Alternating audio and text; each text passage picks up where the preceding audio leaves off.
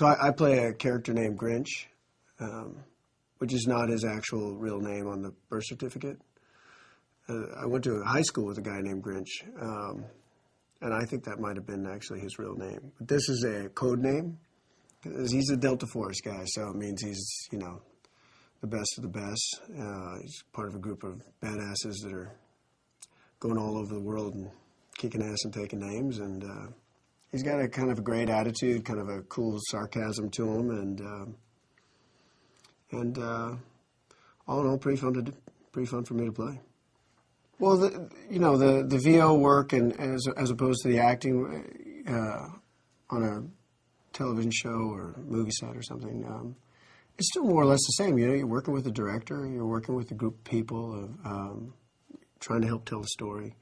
The difference is it's very meticulous. You're going kind of line by line. Literally almost before every line, you're being given the circumstances, a lot because you're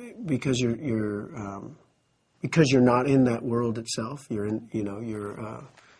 needing to be told where you are, the level of intensity, the volume, the noises around you, because none of that's there for you to work off of. Then once you're given that, it kind of comes back to the same deal, you know. The cool thing about when I first came in here, when talking to the guys about the world they were trying to create, was the truthfulness of the world, which was kind of great to see. So it was very refreshing to kind of see how much attention was being paid to try to get that real military sound, real just straightforward, and just trusting it. And I mean, I think the people who put these games together are so aware that the game itself is so visually stunning and intense and dramatic that they don't need to put so much on the performances. That was kind of cool.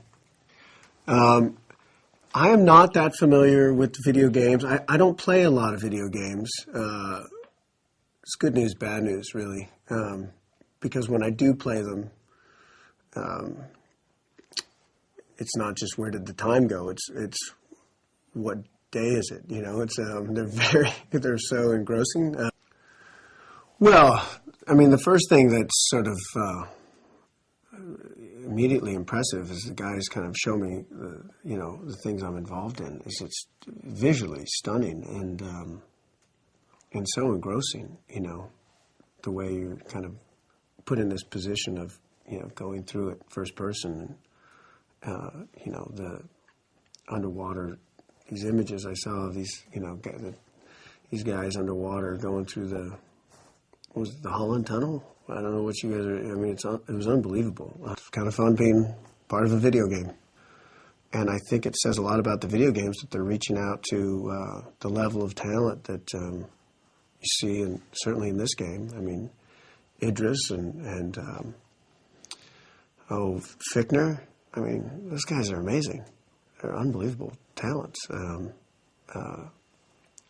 I assume, like me, they're interested and they're intrigued, and it provides a challenge. It provides a way to reach an audience and a group of people that. And I think, in the end of the day, it's just kind of fun, you know. Not a good day to be Delta. Not a good day to be Delta. Hook up! What the hell? What the hell? Maybe even darker one. What the hell? Nice. Cool. I don't see anything moving down there. Hostiles on the roof! Good, maybe just tie one together. Hostiles on the roof! Awesome. Raj! All right, Claire, move! Moving! That's awesome. Contact, second floor! Yes. Berlin's getting ripped apart down there.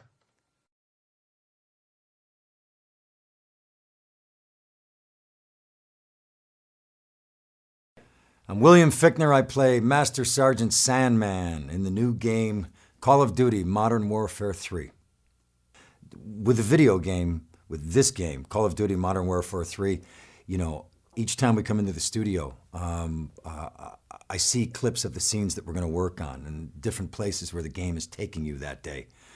I would put Call of Duty Modern Warfare 3 at a different place because I think the story is more grounded than other things I've worked on. I feel like it's the characters, or some of the characters were in previous games. They have a history. As soon as you start adding levels of history, then you're creating your own world, and it really has its own world.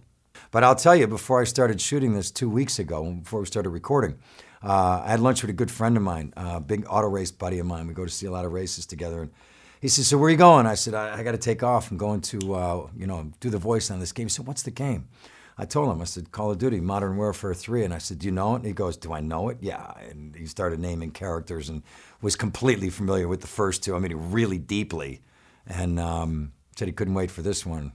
As soon as you see a clip of Call of Duty Modern Warfare 3, as soon as you see a clip of it, you see the intensity of what is happening. It's not just what's happening between men. You might be on a helicopter.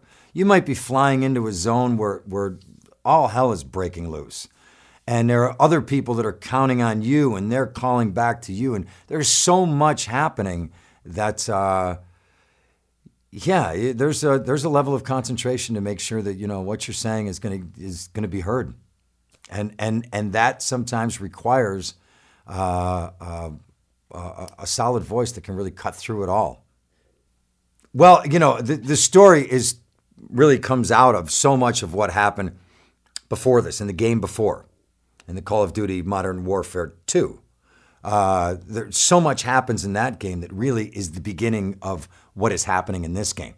I'm much more concerned about what's happening in the moments and how do we make the moments true, because the folks that are putting this game together do this better than anybody. And, that's why Call of Duty Modern Warfare 3 is going to really, be unbelievable. Our good man Keith will be in that booth, and he'll say to me, "You're running right now. You just stopped. You're out of breath. You got to take a moment. You got to settle down." It's things like that the physicality, it's little things like that make all the difference in the world. I mean, just imagine a guy running in a scene and the voice coming out and he's not running. I mean, you hear that. But if he's running and all of a sudden his breath goes, "Come on, we got to go." I mean, taking one breath like that, like that's the moment. That's, all of a sudden you're not in a game. You're somebody's really running. You're hearing it. You're experiencing that. And we try to get that as much as we, throughout every moment of the game. It seemed like it was the same for so many years, decades, certainly when I began working in film. And it's different now in the last 10 years. Video games are part of our landscape. It's part of, how we work as artists and that. This in particular, like I say, has been a great experience and something that I've really, really enjoyed working on. And, I love it. Call of Duty Modern Warfare 3. If it's that one, yeah, I'm in. Currently en route to objective ice pick. You got something higher priority? Roger, Overlord. We'll get it done. Granite team is going after the daughter. We're going to watch their backs. Bird is down. Bird is down. Just get us as close to the roof as you can. Go, go. Head for the roof. We need to get to the roof. Come on. Overlord, we have Russian tanks firing on Granite's position. Requesting fire mission. Route to objective ice pick. You got something higher priority?